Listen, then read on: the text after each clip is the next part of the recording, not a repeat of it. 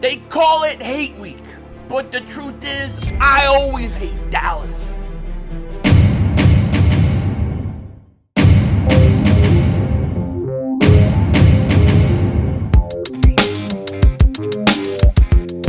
Dallas still stinks.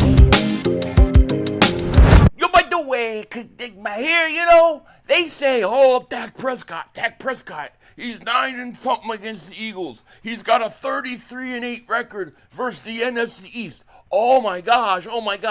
What good is a 33-8 record against the division when you can't even repeat as champions? There hasn't been a repeat NFC East champion since 2004. Yet he has this great record against the division. What has he done with it? Nothing. He has done nothing. He stinks. Choker. That's why this Thursday they're getting their ass kicked. Double moonwalk that ass. Yeah, you better believe I'm ready. I'm ready for this game right now. I'll put a helmet on. I'll run through the wall. Let's go. So a few other things happening today for the Eagles. I think it's very interesting what Nick Sirianni said in the press conference. Tim McManus wrote this. The Super Bowl 59 banner will be unveiled at the link before the Eagles-Cowboys Thursday. Nick Sirianni remains intent on limiting any distractions that come with being champs. He said, I didn't know it was banner night. We won't be out for that. So he's not going to let those guys out there as that banner's lifted. I think that's a great idea. You got to turn the page as much as possible. The biggest issue the Eagles have, in my opinion, this year, the biggest challenge is repeating. It's how do you stay as hungry when you just won? How do you stay as focused? Especially for young guys like Q, especially for young guys like Cooper DeJean, who haven't really had a struggle in the NFL yet. Everything went almost perfect. So they got to keep their heads about them, and I actually think that's a good idea for Nick Sirianni. I don't mind the Eagles taking that route at all. Secondly, and I love this, troll the hell out of the NFL. Piss the NFL off. The hell with them. The hell with Green Bay. The hell with Buffalo. All those who voted to ban the tush push, they all should pay. Elliot Shore Parks wrote this. The tush push is now officially sponsored play. The Eagles have partnered with Dude Wipes as the new official sponsor of the tush push. And then they got a new commercial and everything. That is awesome. That is great. I absolutely love that. And I think it trolls the hell out of the NFL. When we get to Green Bay, all right, it's going to be like 1st down and 10, tush push. 2nd down and 8, tush push. 3rd down and whatever, then you get 1st down, then tush push again. I'm going to run the tush push like 15, 20 times up Green Bay's ass in their home to piss off those fans, to piss off that team. The hell with them. That's what I think. I have no mercy for any of these mother umpers this year. Any of them, okay? Dallas is going to have to pay. Washington's going to have to pay. The Giants always pay. The Green Bay is going to have to pay. They're all going to have to pay. I mean, Dallas fans are like, you hear these people? I predicted what Mark Holmes would do.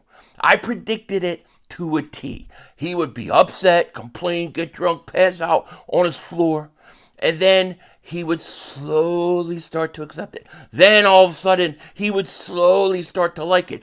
Then Jerry Jones apology videos out. Now he's apologizing for claiming that Micah Parsons was Lawrence Taylor. Now he's not Lawrence Taylor because he doesn't have that satanic star on the helmet. These people are full of it. They're full of crap, okay? Oh, man. I just can't wait to beat this team's ass. Oh, I'll be streaming that game, by the way. Eagles are back at practice right now. And I got to say, one thing we saw today that's really good news is Landon Dickerson is out there. He is back at practice. He's out there stretching. Now, the thing with Landon Dickerson is he came back to practice. He's looking good with his knee. And then he had an issue with his back yesterday.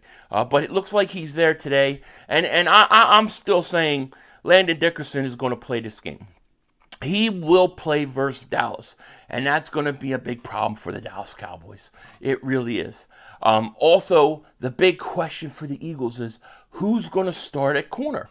They won't tell us. Yesterday at a press conference, Vic Fangio said, you got to ask Nick Sirianni who's starting at corner. Nick Sirianni at his press conference today, he basically said, well, I'm not going to tell you, basically. So it's going to either be Adoree Jackson or Jacorian Bennett. And here's the thing. I think I wouldn't be surprised to see Adoree Jackson in this first game. But, I mean, come on. If Jacorian Bennett is already fighting and possibly going to get that starting spot right now from, coming over late and just getting adjusted, then he is moving up the depth charts really, really quick. And it's probably just a matter of time before he overtakes Adoree Jackson. So I'll say this. Jacorian Bennett will be starting. And we might see a situation where they start the game with Adoree Jackson, then they put Jacorian Bennett in, and they see what he could do. I think and I believe Jacorian Bennett will be the starting corner by the end of the year. I'll say by week 3. Week 3 at the latest. Okay? And he needed time. You could clear. I mean, if you look at Vic Fangio, what he said yesterday in the press conference, he likes the kid. He thinks he's smart. He said he thinks he knows what he's doing. He can cover. He likes him. So he's really, I think, been impressed with Jacorian Bennett. And he's going to end up being a perfect fit. And he's going to do a good job. That's the thing that people need to know. I think Jacorian Bennett is going to go out there and play well. I think he's going to play good. And I actually think he's going to do his job. And then when you have Q, and then you have Cooper DeJean, both out there as well with Reed Blankenship, who may be getting close to an extension, guess what? That secondary is going to be quite good. It may take the Eagles a month to adjust. You got new pieces, and you've played no preseason. Here's the other thing that I worry about in a game like this. A game like this, and the biggest problem with a game like this is that you're playing a rival, you're playing on a very emotional night, but you haven't played in preseason. And I know that they haven't done this the last 3 years, so I don't complain about it too much. But I will say that they were rusty coming out versus Green Bay. I think Hurts had 2 interceptions in the first quarter. And then they settled down.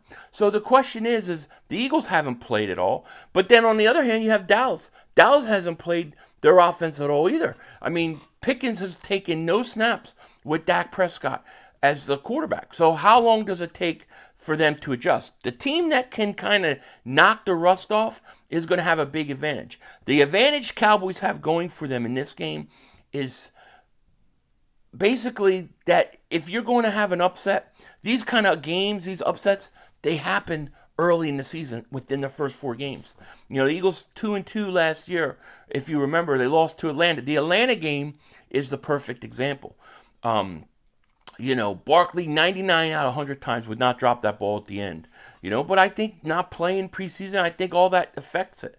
I really do. So I think the Eagles, what they have to do is they have to run the ball. I think that they can run the ball, and I think they can get in a rhythm. So I hope the Eagles come out, and I hope they establish the run early. If they do that, they're going to kill this team, okay? Because that's the quickest way to get them going, in my opinion.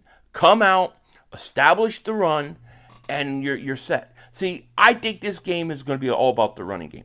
The team that can run the ball and the team that can stop the run. And we'll talk about it tomorrow in the preview video. But that's the problem Dallas has. I think they're one-dimensional. I don't think they can throw the ball. The Eagles, they can run the ball and they can throw the ball. And that's a giant advantage. But you got to take care of it. I think this game's going to start off kind of sloppy, both teams. Maybe, 3s and outs. And both teams getting a chance. And then I see the Eagles going up-tempo and start to run the ball, and then they blow it open. That's how I think it's going to go. But, hey, we'll see. With that said, take care. Talk to you later, of course. Don't be a dingbat. Remember, it's our vision, baby. We're all just living in it.